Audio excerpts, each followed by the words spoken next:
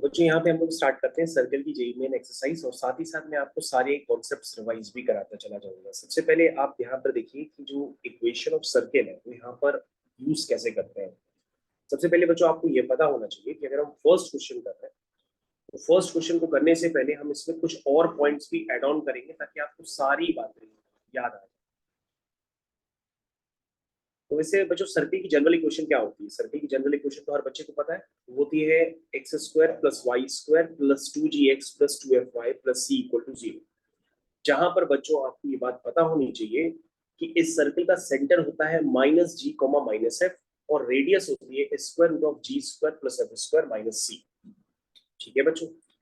अब जैसे बच्चों ये फर्स्ट क्वेश्चन लिखा है, इसमें लिखा है if the lines this and this are two diameter of the circles of area, this find the equation of circle। तो तुम कहोगे सर ये तो क्वेश्चन बहुत इजी हो गया, क्योंकि हम लोग को बताया जाता है कि डायामीटर्स का जो इंटरसेक्शन पॉइंट होता है वो सर्कल का सेंटर होता है। तो सीधा सीधा हम बच्चों इन दोनों इक्वेशंस को सॉल्व करेंगे और इंटरसेक्शन पॉइंट निकालेंगे। तो यहाँ पर बच्चों हम पूरी वर्किंग नहीं करेंगे, आपको सिर्फ बता दे रहे कि आप वर्किंग करोगे कैसे। ठीक है, तो ये बच्चों आपकी हो गई दो इक्वेशंस। आपको करना क्या है, इन दो इक्वेशंस को सॉल्व करना है। तो आप इन दो इक्वेशंस को सॉल्व करेंगे, लिखिएगा सॉल्व इक्वेशंस। तो बच्चों जब इक्वेशंस को सॉल्व करेंगे तो आपका यहाँ पे सेंटर आ जाएगा। मान लीजिए सेंटर आपका आ गया a कॉमा बी। ठीक है, अब बच्चों आपका सेंटर आ गया, फिर आप क्या करेंगे, यहाँ पे दिया है सर्कल का एरिया। बच्चों सर्कल का जो एरिया होता है वो होता है पाई आर स्क्वायर, वो है आपका 49 पाई। तो बच्चों पाई से पाई कैंसिल हो जाएगा, तो यहाँ से आपकी रेडियस आ जाएगी प्लस माइनस 7। माइनस 7 लेते नहीं क्योंकि रेडियस लेंथ होती है, तो प्लस 7 लेंगे। तो बच्चों डायमीटर्स के इंटरसेक्शन पॉइंट से आपके पास क्या आ गया, सर्कल का सेंटर, और रेडियस पता ही है, तो आप सर्कल की इक्वेशन डायरेक्टली लिख सकते हो x माइनस x1 का whole square plus y minus y1 का whole square is equal to r square. अगर बच्चों आप चाहो अपना समय बचाना चाहो तो आप सर्कल की डायरेक्टली इक्वेशंस भी जानते हो, तो आप सेंटर तो पहले निकाल ही चुके हो, तो आप चारों इक्वेशंस में कंपेयर कर लो कि आपका सेंटर आपको कहाँ पे मिल रहा है। तो आप अपना समय बचाने के लिए डायरेक्ट उस ऑप्शन को भी टिक कर सकते हैं, क्योंकि आप दो लाइंस को सॉल्व करके ऑलरेडी सेंटर ए कॉमा बी निकाल चुके होंगे। जब आप सेंटर ए कॉमा बी निकाल चुके हैं तो आप डायरेक्टली अपनी इक्वेशन को कंपेयर करेंगे उसके स्टैंडर्ड फॉर्म से, और माइनस जी को माइनस एफ निकाल करके आप सेंटर को तुरंत मैच भी करा सकते हैं। इसमें बच्चों थोड़ा सा आपको टाइम लगेगा अगर आप पूरा क्वेश्चन करें। ठीक है बच्चों, हम सेकंड क्वेश्चन की तरफ चलते हैं। ये हो गया सेकंड क्वेश्चन। तो ये आपका सेकंड क्वेश्चन भी मैंने आपको बताया कि आप कैसे करेंगे।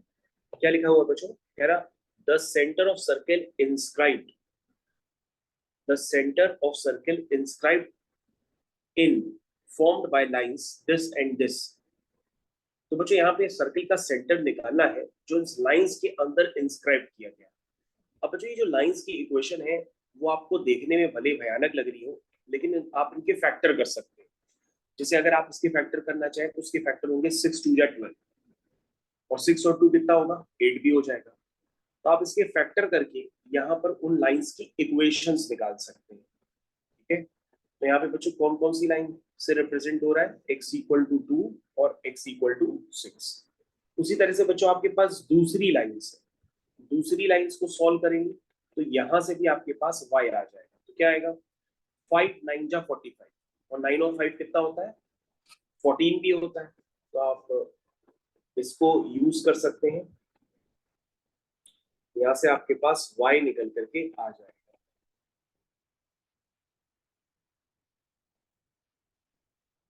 ठीक है, तो बच्चों यहाँ से y की दो वैल्यूज आई 5 और y इज इक्वल टू 9। अब आपको क्या करना होगा बच्चों, सर्कल का क्या निकालना है वो चेक कर लीजिएगा। आपको सर्कल का सेंटर निकालना है, और सर्कल इन लाइंस के फॉर्मेशन से हो रहा है, तो लाइंस आप बनाते जाओ। सबसे पहले बच्चों y इज इक्वल टू 5 बनाते हैं, ये होगी y इक्वल टू 5 और ये होगी y इक्वल टू 9। ठीक है, y इज इक्वल टू 5 और ये हो गई y इज इक्वल टू 9। ये पॉइंट्स आप लिखना चाहें तो आप लिख भी सकते हैं। उसके बाद बच्चों दूसरी लाइन आ गई। दूसरी लाइन कौन सी है बच्चों, x इक्वल टू 2 और x इक्वल टू 6। ठीक है, दूसरी लाइन है x इक्वल टू 2 और x इक्वल टू 6। ठीक है बच्चों, समझ में आ गया। तो बच्चों मेरे ख्याल से अब आप क्वेश्चन कर लेंगे। इस लाइन की इक्वेशन आ गई x इक्वल टू 2 और ये लाइन हो गई x इक्वल टू 6। तो बच्चों सर्किल इसके अंदर इंस्क्राइब्ड है ना, और सर्किल अगर इंस्क्राइब्ड है तो सर्किल ऐसा कुछ होगा। ठीक है, अब हमको क्या निकालना है, सर्किल का सेंटर निकालना है। तो सेंटर तो आप निकाल ही लोगे। कैसे निकालोगे बच्चों सर्किल का सेंटर, ये है सर्किल का सेंटर। तो सर्किल के सेंटर तक पहुंचने के लिए आप पहले आप क्या चलोगे, एक्स में इतनी यूनिट लेंथ चलोगे और वाई में इतनी यूनिट लेंथ चलोगे। तो बच्चों क्या आप ये दोनों लेंथ्स बता सकते हैं कितनी है, कितनी लेंथ होगी, 4 और 7 कितनी होगी, 4 और 7। तो ये लेंथ हो जाएगी बच्चों 4। तो बच्चों जैसा कि आपको लेंथ तो पता है, ये 4 और 7 आप डायग्राम से इंडिकेट करके समझ भी गए होंगे कि ये लेंथ आप कैसे निकाल रहे हैं। ठीक है, तो बच्चों 4 और 7 आ गया, यानी सर्किल का सेंटर क्या हो गया, 4, 7। ठीक है, इसका ए पार्ट मेरे ख्याल से आसान क्वेश्चन सभी ने कर लिया होगा। थर्ड क्वेश्चन की तरफ चलते हैं। थर्ड क्वेश्चन में क्या लिखा है बच्चों,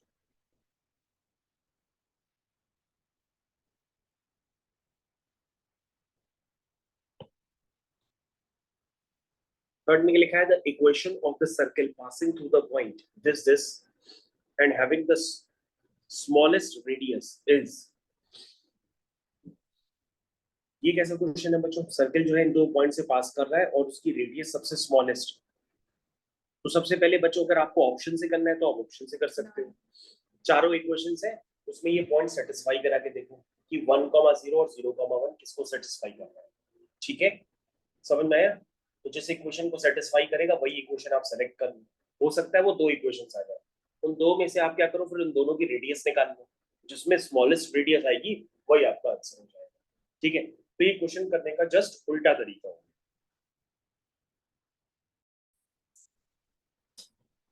ठीक है बच्चों, इस क्वेश्चन को कंप्लीट कर दिया गया है। अगर आपको 1,0 और 0,1 से पास होने वाले सर्किल की इक्वेशन लिखनी है तो उसकी रेडियस को छोटा रखते हुए इन दोनों पॉइंट्स को हम डायमेट्रिकली अपोजिट ले लेंगे, और डायमेट्रिकली अपोजिट लेते हुए इन दोनों पॉइंट्स का मिड पॉइंट बन जाएगा सेंटर, और आप रेडियस निकाल के सर्किल की इक्वेशन लिख सकते हैं।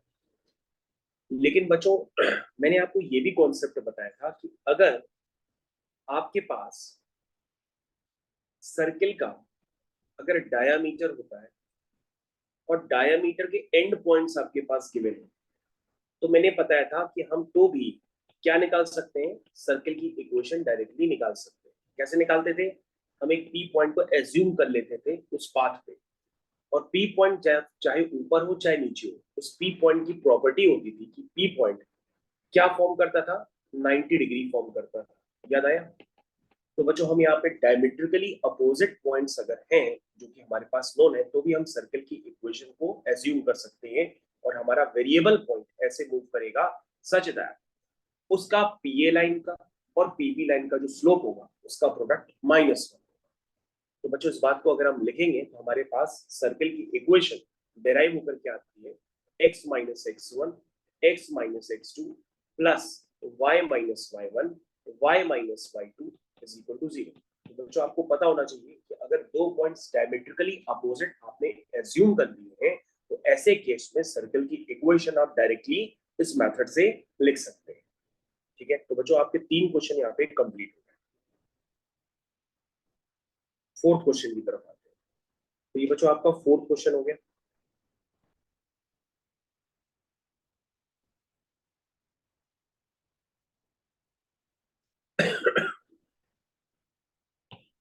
फोर्थ क्वेश्चन में बच्चों क्या लिखा है, लिखा है if the pair of lines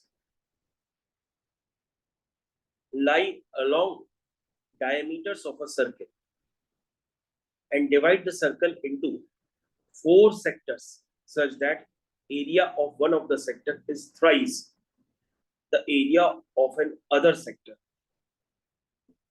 तो ये पूछ रहा है कौन सा रिलेशन सही होगा।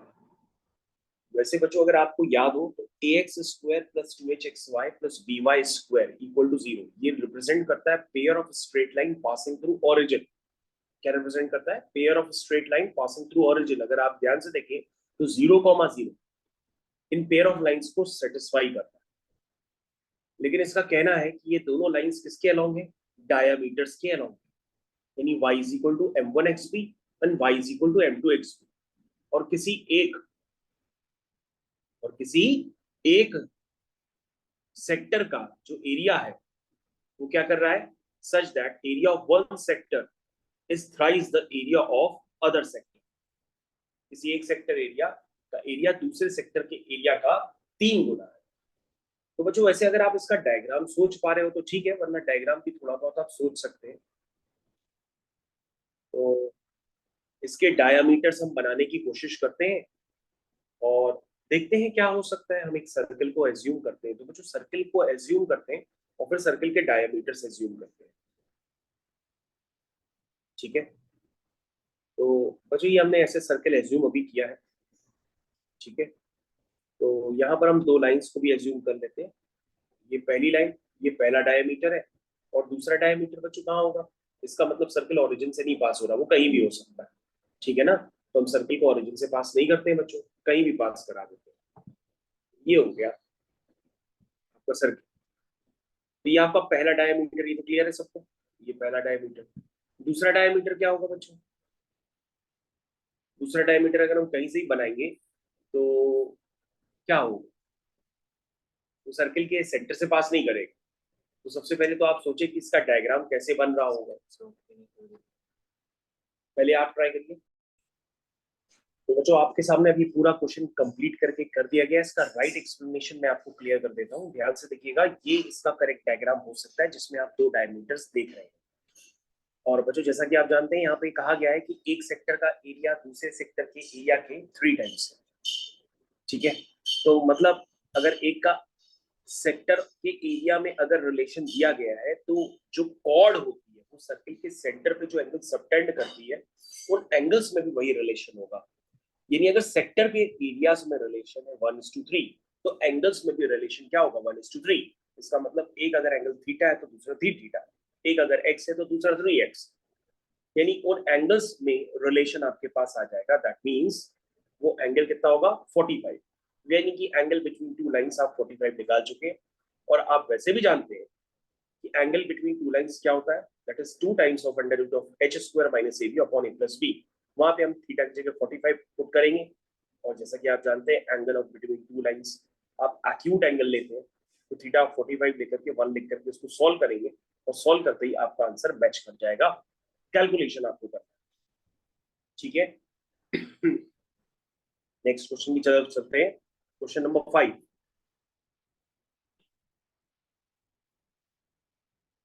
क्वेश्चन नंबर 5 भी इजी है, अगर आप करेंगे ट्राई तो आप सही हो जाएगा, मेरी नीड नहीं पड़ेगी।